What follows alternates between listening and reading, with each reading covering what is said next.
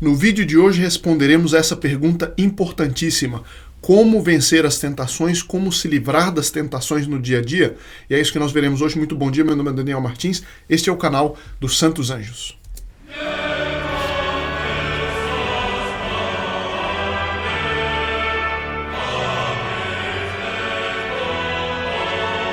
Salve Maria, muito bom dia a todos que nos acompanham. Na sexta-feira de perguntas e respostas, normalmente nós vemos vários comentários e várias perguntas e tratamos de maneira breve de cada uma delas. Só que eu tenho uma aqui que é tão importante que eu vou dedicar todo o vídeo de hoje a esta pergunta.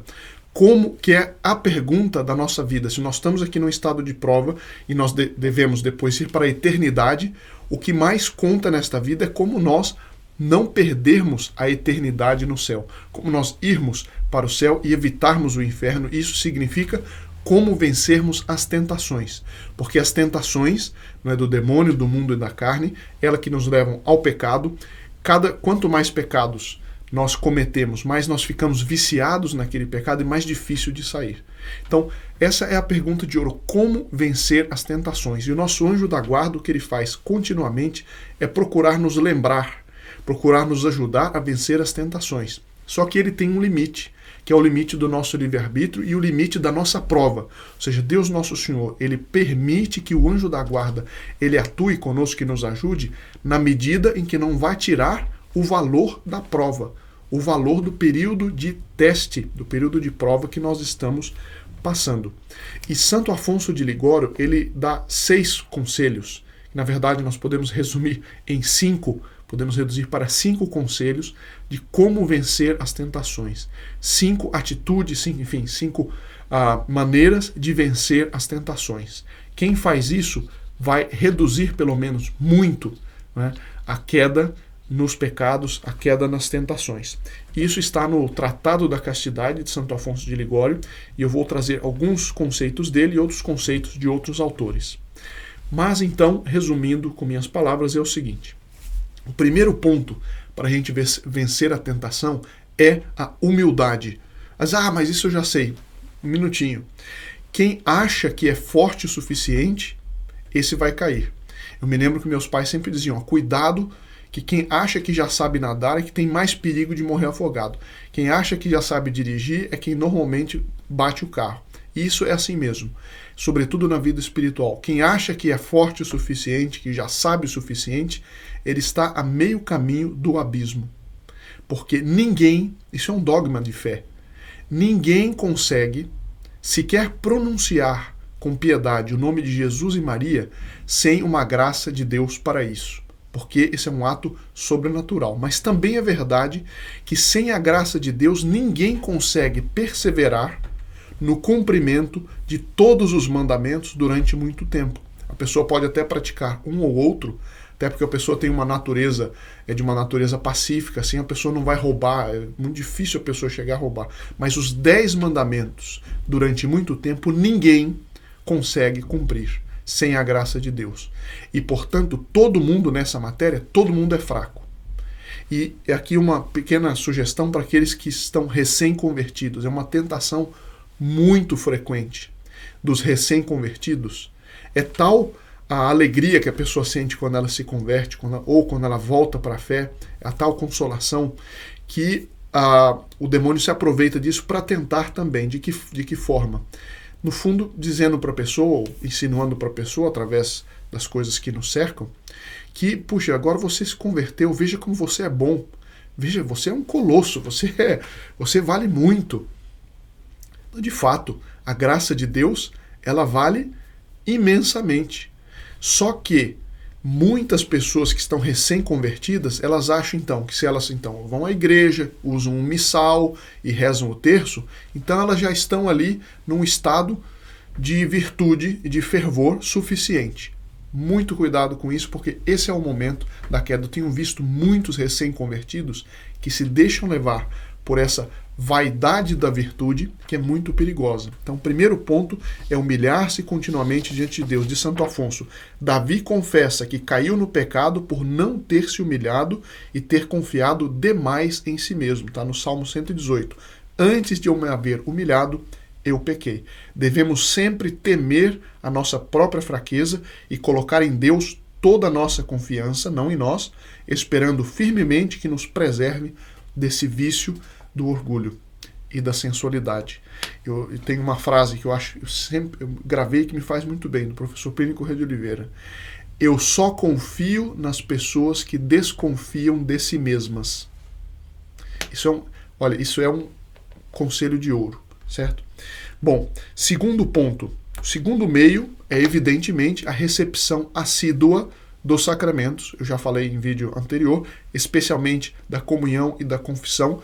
É muito importante, eu não vou me alongar sobre isso, certo? Apenas digo que Nosso Senhor diz no Evangelho: o meu corpo é verdadeira comida, meu sangue é verdadeira bebida. Assim como a nossa vida corporal precisa de, diariamente, comida e bebida, assim nossa vida espiritual precisa continuamente de comida e bebida. Esse é o corpo e sangue de Nosso Senhor Jesus Cristo sacramentado. Ele fez esse milagre que, se os anjos e os arcanjos tivessem durante a eternidade pensado numa fórmula tão sublime, eles não teriam conseguido, que é a fórmula de Deus que se fez pão, Deus que se fez vinho. Claro, sob a aparência de pão e de vinho, é claro, depois da consagração, depois da transubstanciação. Segundo ponto é esse, então, frequência assídua aos sacramentos, especialmente comunhão e confissão. Terceiro conselho é a fuga da ociosidade. Veja que interessante que diz São Boaventura: quem trabalha é tentado por um demônio só. Quem vive ocioso é atacado por uma multidão deles, diz São Boaventura. Agora, cuidado, alerta. Isso daqui é um conselho que nós sabemos. A preguiça é a mãe de todos os vícios. A ociosidade é a mãe de todos os vícios. Agora, existe um grande problema para a vida espiritual nos dias de hoje, e nós não podemos ser desligados da realidade, nós devemos ter muito pé na realidade, e a realidade de hoje é que, por causa da internet, da facilitação de tantas coisas, por exemplo, ir no banco há 20 anos, nós tínhamos que ir, né, sempre no banco, e pegar fila e tudo mais. Hoje isso está muito reduzido. E assim 500 outras coisas, compra pela internet, e cada ano que passa isso vai se facilitando mais. E isso vai gerando mais tempo livre. E sobretudo em frente da tela, essa mistura trabalho e ociosidade está muito presente. E é preciso ter uma grande vigilância, né, sobretudo com os trabalhos em computador, porque essa mistura de trabalho e ociosidade estão continuamente se apresentando para nós. E a gente tem a sensação de que está ocupado, que está diante da tela, quando na verdade, muitas vezes pelo menos, é verdade que a gente está tendo muito mais tempo ocioso. E nós vamos dar conta desse tempo diante de Deus. Eu te dei 24 horas. Como você utilizou o seu tempo?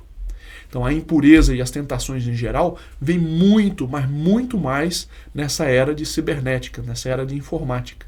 E portanto a nossa vigilância deve redobrar nesse sentido. Mas como que eu faço uma vigilância? Por exemplo, usa o próprio computador e coloca um alerta no fim do dia.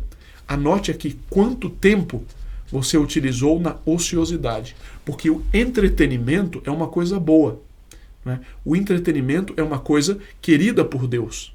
É Deus que nos dá o repouso após o trabalho. No entanto, esse entretenimento, quando ele é muito extenso, pode configurar, por exemplo, um pecado venial. Mas, sobretudo, é uma ocasião muito mais fácil de cair no pecado. Então, esse terceiro conselho é importantíssimo, sobretudo nessa era de informática. O quarto conselho é, evidentemente, a fuga das ocasiões, por exemplo, a modéstia dos olhos. A gente sabe que no YouTube, a gente sabe que existem outdoors aí fora, que estão cheios de imoralidade, propaganda de cerveja, enfim, a gente sabe. Então é preciso preparar-se.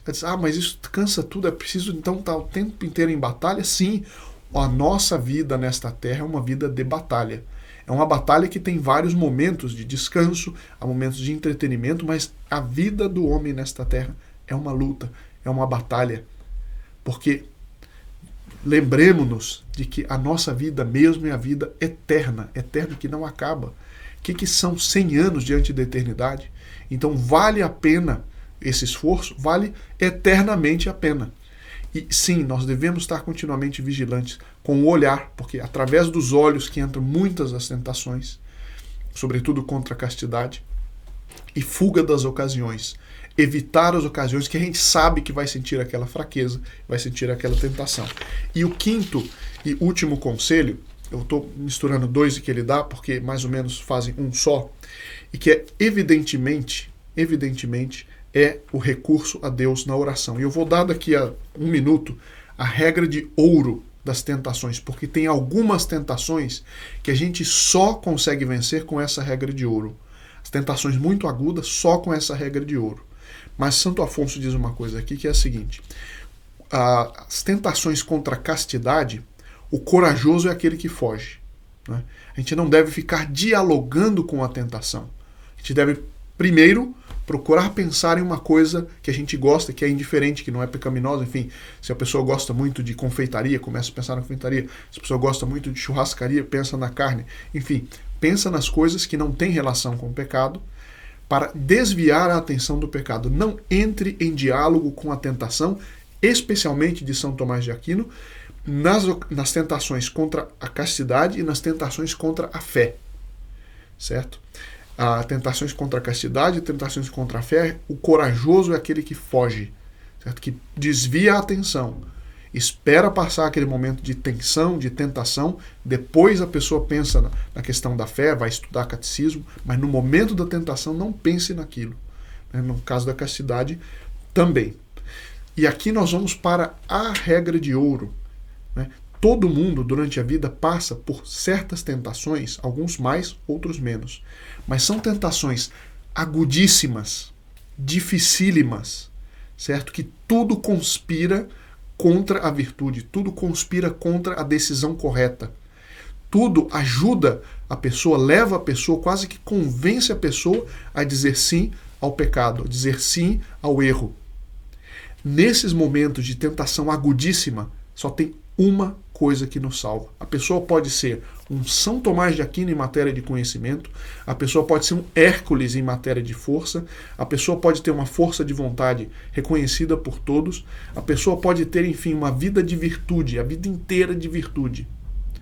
Há certas tentações que a única coisa, eu repito, a única coisa que nos segura é nós nos apegarmos a Nossa Senhora e rezarmos a ela. E rezarmos mesmo, rezarmos até a tentação passar. A única coisa que segura certas tentações é o recurso à Santíssima Virgem.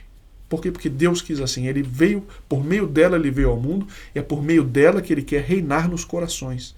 E certas tentações a gente vence com a oração, mais a virtude, mais o bom exemplo. Certas tentações, só a oração. E a oração feita por meio de Nossa Senhora, e podemos fazer e devemos fazer junto com o nosso anjo da guarda. Eu repito, certas tentações que sem isso a pessoa necessariamente vai cair. Certo? Eu espero que isso lhes ajude, espero que tenha respondido a algumas respostas nesse sentido, e nos vemos na segunda-feira, se Deus quiser.